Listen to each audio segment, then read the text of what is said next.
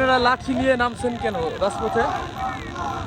বিভিন্ন সারা দেশে যেভাবে জঙ্গি, তারপর জামাত ইসলাম, তারপর বিএনপির বিভিন্ন ধরনের ধ্বংসযোগ, জ্বালাও পোড়াও হত্যা সৃষ্টি করছে, এগুলো দমন করার জন্য শেখ হাসিনার পক্ষ থেকে আমরা শান্তি সৃষ্টি করার জন্য শান্তিপূর্ণ আন্দোলন করতেছি, যেন ওরা কোনো প্রকার বিশৃঙ্খলা সৃষ্টি না করতে পারে।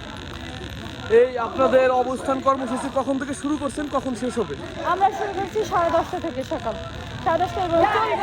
যতদিন এই জঙ্গিরা এরকম বিশৃঙ্খলা সৃষ্টি করবে, জ্বালা পোড়াও করবে, আমরা অবশ্যই ততদিন পর্যন্ত শেখ হাসিনার পক্ষ থেকে রাস্তায় আছি, লড়বো, লড়াই করতেছি, আরো লড়বো।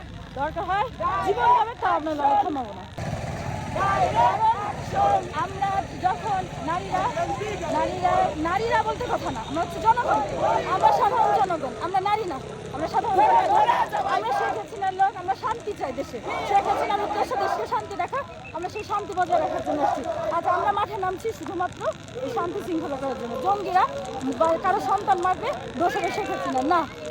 সে জঙ্গিরা মারা দোষ কেন আওয়ামী লীগ হবে, কেন শেখ হাসিনা হবে? জঙ্গিরা মারতেছে, জঙ্গিদের দোষ হবে। এই জন্য আমিও দুটো সন্তান আছে, সন্তান রেখে আমি আসছি। আমিও করো, আমিও মা, আমি সন্তানের মা। সন্তানের মা, আমরা আসছি। একটা প্রধানমন্ত্রীকে দোষ দিলে হবে না। যতদিন জঙ্গিরা দেশে বিশৃঙ্খলা সৃষ্টি করবে, ধ্বংসযোগ করবে, শান্তি নষ্ট করবে, যতদিন এগুলো ওরা করবে না, ওদের এক দফা দাবি না উত্তোলন করে চলে যাবে না বাড়িতে, ঘরে ফিরবে না, ঘরে শান্তি সৃষ্টি করবে না, এলাকায় শান্তি সৃষ্টি করবে না, ততদিন আমরা এটা তুলব। ওরা তাদেরকে প্রোটেকশন করার জন্য শেখ হাসিনার পক্ষ থেকে অবশ্যই আমরা থাকবো। এই কর্মসূচি আমাদের চলতেই থাকবে।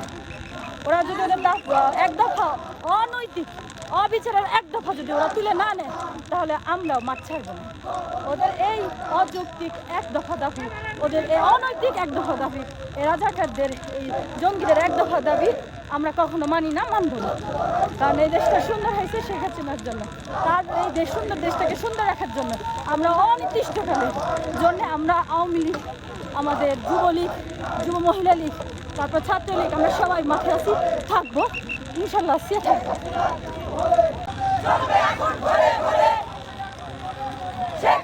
কিছু হলে শেখ